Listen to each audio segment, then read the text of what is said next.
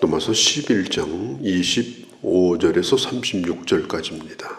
로마서 1장에서 11장까지는 죄인이 어떻게 의인이 되는가 그 말씀을 하고 있습니다. 여기까지가 뭐냐? 교리 부분입니다. 교리는 딱딱합니다. 그 다음에 논리가 필요합니다. 충분한 이해도 필요합니다. 이제 교리 부분을 다 마치면서 바울은 로마서를 기록하다가 펜을 놓고 그리고 벌떡 일어나서 손을 높이 들고 감탄사를 외치면서 하나님께 영광을 돌립니다. 그게 바로 36절입니다. 그에게 영광이 세세에 있을지어다.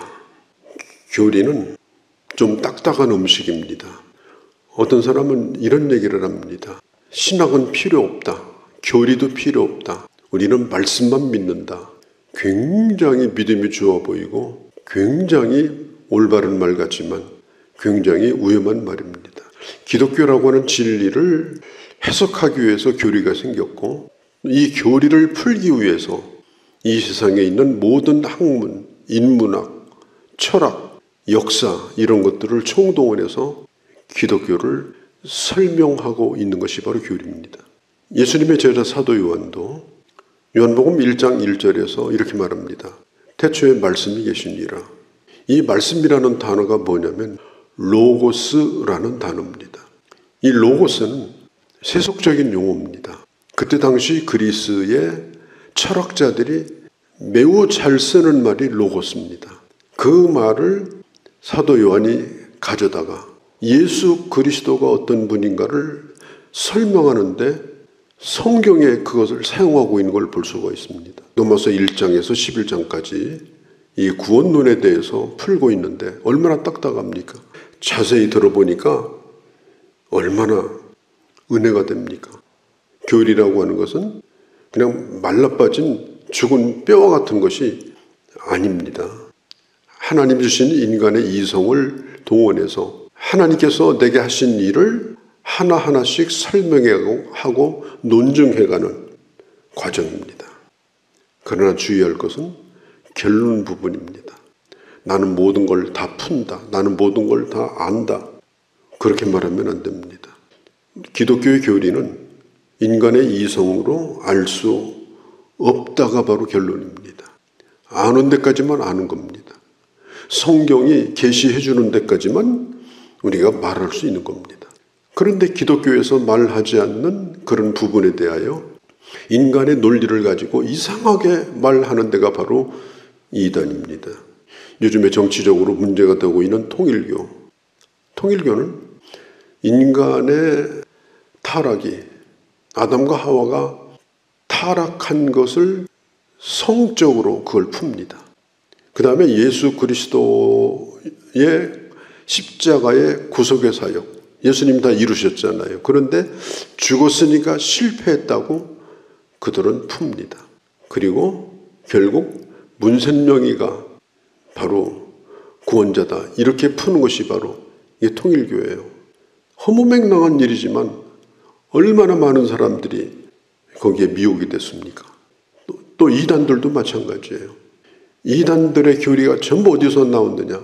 인간의 머리에서 나온 거예요. 왜? 인간의 수준으로 맞거든요. 거기는 성령이 없어요. 거기는 하나님의 계시가 없어요. 그러다 보니까 결국 거기에 빠져서 잘못되는 경우가 참 많습니다. 그래서 우리가 하나님의 말씀을 대할 때 내가 모든 걸 풀 수 있다. 그건 아닙니다. 오늘 성경에도 보면 25절에 이 신비를 너희가 모르기를 내가 원하지 아니하노니 이 신비는 이렇게 말하죠. 이 신비라는 말이 성경 원뜻은 뮤스테리온. 이 뮤스테리온이라는 말에서 미스테리라는 말이 나왔어요. 이번에 요한계시록을 책을 쓰면서 영어로 뭐라고 제목을 정할까 많은 고민을 했습니다. 그렇게 하다가 이 신약성경에 이 신비라는 이 말의 영어가 바로 미스테리입니다. 25절의 신비라는 말도 마찬가지예요. 이것은 신비로운 것이다. 다 알 수가 없는 것이다. 어떻게 어떤 인간은 구원을 받고 어떤 인간은 버림을 받기로, 어떤 인간은 선택이 되고 어떤 인간은 육이 되어진다고, 이런 말을 인간의 이성으로 이해가 안 된다. 그런 얘기를 할 수 있는 사람들이 얼마든지 많아요. 그래서 이 예정론을 가지고 많은 책들이 나왔어요. 이해가 안 되는 걸 이해를 시켜보려고, 뭐 이중 예언론이니 뭐 삼중 예언론이니 뭐 예지 예언론이니 뭐 이런 얘기들이 신학적으로 많이 나왔습니다. 답은 뭐냐? 신비로운 것이다. 다 알 수 없다 하는 겁니다. 욥이 어마어마한 고통을 받았습니다. 인간이 당하는 고통 가운데 욥만큼 이해될 수 없는 고통을 받은 사람은 없어요. 그런데 하늘에서 일어난 일을 욥은 몰랐어요. 왜 자기가 그런 일을 겪는지. 언제까지 몰랐느냐? 죽을 때까지 몰랐어요. 우리가 모든 걸 다 아는 것 같지만 죽을 때까지 모를 일이 참 많습니다. 신비로운 일이 많습니다. 그건 어디서 하는가? 우리가 하나님의 나라에 가서 그분을 배울 때 드디어 왜 그런 일이 있었는가? 왜 그런 일이 내게 있어야만 하는가? 그 답을 다 알 때가 오게 될 것이고, 그렇지만 욥은 분명한 한 가지 사실은 나의 가는 길을 그가 아시나니 내가 나중에 정금과 같이 나오리라. 결코 나는 망하지 않으리라. 모든 것이 합력하여 선을 이루게 될 것이다. 그렇게 고백을 합니다. 사도 바울도 자기 동족들이 예수를 믿는 사람이 없는 거예요. 너무 답답한 거예요.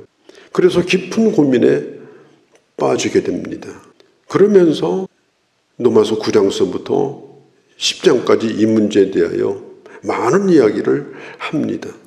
분명히 유대인 가운데도 하나님의 택한 자가 있다는 겁니다. 누가 택했는지는 모릅니다. 하나님께서 구원의 문을 열 거라는 것입니다. 이방인을 구원하기 위해서 이방인의 수가 차기까지 그분을 다독였을 뿐이지 반드시 열린다는 겁니다. 29절에 매우 중요한 말을 합니다. 하나님의 은사와 부르심에는 결코 후회함이 없다.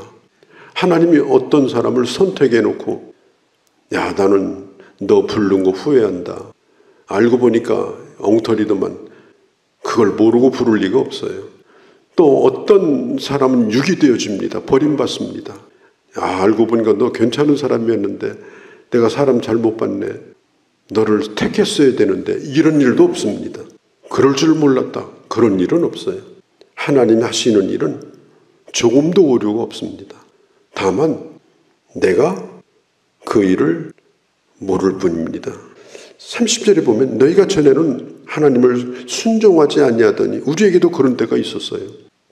그때 우리를 보고 누가 우리를 하나님의 선택받은 자라고 감히 말할 수 있습니까? 순종치 아니함으로 이제 긍휼을 입었는지라. 이스라엘도 마찬가지예요. 그들의 구원에 대해서 우리가 함부로 말할 수가 없다. 이것은 하나님의 주권에 맡기자. 그 얘기를 지금 하고 있는 겁니다. 33절에 바울은 결국 인간의 한계를 인정하면서 말합니다. 깊도다. 하나님의 지혜와 지식에 부유하며 하나님의 방법과 하나님의 길은 인간이 어떤 촉을 가지고 더듬어 가지고 추적해낼 수 있는 것이 아니다. 인간은 하나님의 피조물에 불과하다. 하나님의 선택한 자이다. 그 가운데 내가 오늘 들어있는 것이다. 이건 신비로운 일이다. 욥도 자기가 이해될 수 없는 고난을 받고 있을 때 욥기서 11장 7절에 보면 내가 하나님의 오묘함을 어찌 능히 측량하며 전능자를 어찌 능히 완전히 알겠는가? 하늘보다 높으시니 내가 무엇을 하겠으며 수월은 깊은 수렁이에요. 수월보다 깊으시니 어찌 알겠는가? 지금 바울도 욥의 그 고백을 공감하면서 지금 똑같은 말을 지금 하고 있는 것입니다. 하나님은 과거, 현재, 미래를 다 아십니다. 나에 대해서도 그렇습니다. 그래서 다윗이 나의 모든 것을 안고 일어섬을 안다고 시편 139편에 고백을 한 것입니다. 또 이사야 선지자도 이사야서 55장에 보면 하나님의 길과 인간의 길이 다르다. 하나님의 생각과 인간의 생각이 다르다. 얼만큼 다르냐? 하늘과 땅만큼 다르다.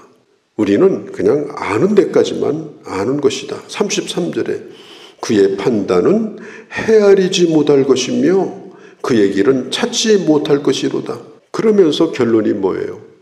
나는 헤아리지 못하지만 주님을 찬양합니다. 나의 판단으로 주님이 하시는 일을 다 알 수 없지만 나는 주님을 찬양합니다. 말씀을 가르치는 사람이 나는 이거 모르겠다. 그리고 침묵하는 그것은 무지한 것이 아닙니다. 그건 당연한 것입니다. 모르는 건 모르는 거지. 모르는 걸 안다고 말하고 또 성경에 말하지도 않은 것을 말하려고 하면 그건 대단히 잘못된 겁니다. 바울은 침묵했어요. 그리고 그 다음에 뭘 해요? 감사했습니다. 하나님 앞에 영광을 돌렸습니다. 하나님의 지혜와 지식의 풍성함이요 그의 판단은 헤아리지 못할 것이며 그의 길은 찾지 못할 것이다. 하나님은 지혜가 부족해가지고 옆에 제갈공명을 두시는 분이 아니에요. 하나님은 뭘 일하다가 힘이 부족해서 옆에 스폰서를 두시는 그런 분이 아니에요. 35절에 보면 누가 주께 먼저 드려서 갚으심을 받겠는가. 우리가 받은 은혜는 일반 달란트 은혜예요. 내가 갚을 수 있는 것이 아니에요. 다만 감사하여 응답하는 것입니다. 그래서 우리가 할 수 있는 것은 뭐냐? 하나님 앞에 감사하는 거예요. 예수님은 우리의 믿음의 대상이지 내가 다 알아내는 그런 호기심의 대상이 결코 아닙니다. 제자들도 호기심이 발동해가지고 어느 때에 하나님 나라가 회복되겠습니까? 이건 정치적인 말입니다. 이스라엘이 언제 노마에서 풀려나느냐 하는 거예요. 그때 예수님이 말씀했죠. 그것은 너희가 알 바가 아니다. 그러면 뭘 해야 되느냐?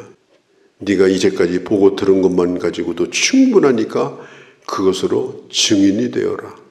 예수님은 심지어 이렇게도 말씀했어요. 그 때에 대해서는 하늘에 계신 아버지만 아는 거지 나도 그걸 모른다. 요한 칼빈은 오늘 이 성경에 대해서 말하기를 이 깊도다 이 말은 33절에 이것은 인간의 모든 것을 깨트리는 소리다 그랬습니다. 깊도다. 깊으니까 알 수가 없는 거예요. 그래서 이것은 비밀인 거예요. 그러면 이해하기 어렵다. 미스테리다. 맨날 고개를 갸우뚱거리고 다니고 아닙니다. 주님을 찬양하는 톤이 높아질 뿐입니다. 그래서 주님을 찬양합니다. 그래서 주께 영광을 돌립니다. 만물이 다 주로부터 나오고 주님으로 인하여 지금도 존재하고 있고 모든 것이 주께로 돌아갈 뿐입니다. 주님을 찬양합니다. 주님 앞에 영광을 돌립니다.